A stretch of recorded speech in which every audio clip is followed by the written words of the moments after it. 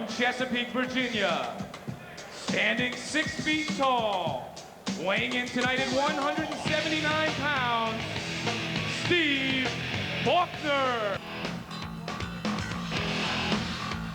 What does he bring to the table? Steve Falkner's the #1 Wing Chun guy in the world today. What did he weigh in at? 179 pounds. This guy's like a rock. Simultaneous block and punch, low kicks to the knees, big elbows. Let's see what he can do against Igor Houdini Zinoviev. And Igor Houdini Zinoviev indeed will be stiff competition. There you get a look at Steve Falkner, 14-0, and this no doubt will be his toughest. He's facing somebody who really found himself in the last bout. I think this guy, Steve Falkner, is an incredibly tough guy. And his opponent from St. Petersburg, Russia, standing 6 feet tall, weighing in tonight at 187 pounds, Igor Zinoviev. And Igor Zinoviev gets quite a reception here. He is well known after Extreme Fighting 1. Looks like the girls like him too. Well, he put quite a move on Mario Sperry to end the Extreme Fighting match before. Falkner 31, Zinoviev 29.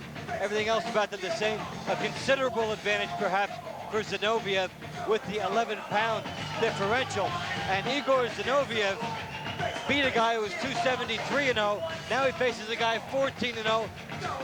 He's got to think it's a different story here, too. Whole different game, though. Brazilian Jiu-Jitsu tournaments versus a really well-rounded, all-around fighter whose style is very, very alien to Mr. Zinoviev. I mean, he's never seen a Wing Chun fighter before in his life, and this guy's a classic Wing Chun fighter. From Chesapeake, Virginia, with 13 years in the discipline of Wing Chun with Duncan Leong. He has an undefeated fighting record of 14-0. He is 31 years old. He is Steve Falkner.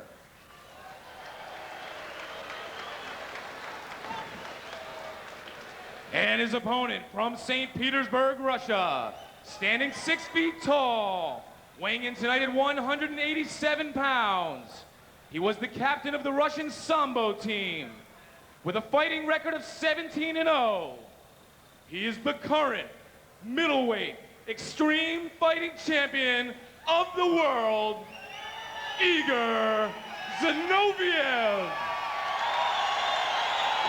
Well, Igor Zinoviev, to some, may be the heart and soul of extreme fighting, the new star that's been on the horizon. Now, John, the style that he's going to face, how will it represent itself here, and what problems could it present for Igor? It could present big problems. He's never faced anyone who blocks punches and kicks like this guy does, all simultaneously. He's going to have to get in close. Let's see what he has in mind.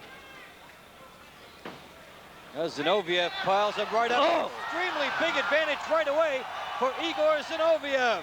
He wasted no time, 10 seconds to say, I'm the boss. Now, will he be the boss? Side control, as we see, but Igor's got a tremendous crunch to his power. Let's see if he mounts. Well, that was so compact. He just waited for Falkner to come at him and then went right to business. Igor's got a tremendous right hand. Let's see if he uses it. No, he didn't get the chance there. He's got the hooks in. That's a rear naked. He's tapping out. Wow, Igor Zinoviev wasting no time. 45 seconds. The heart and soul of extreme fighting for very good reason. Right down to earth. Terrific execution, really.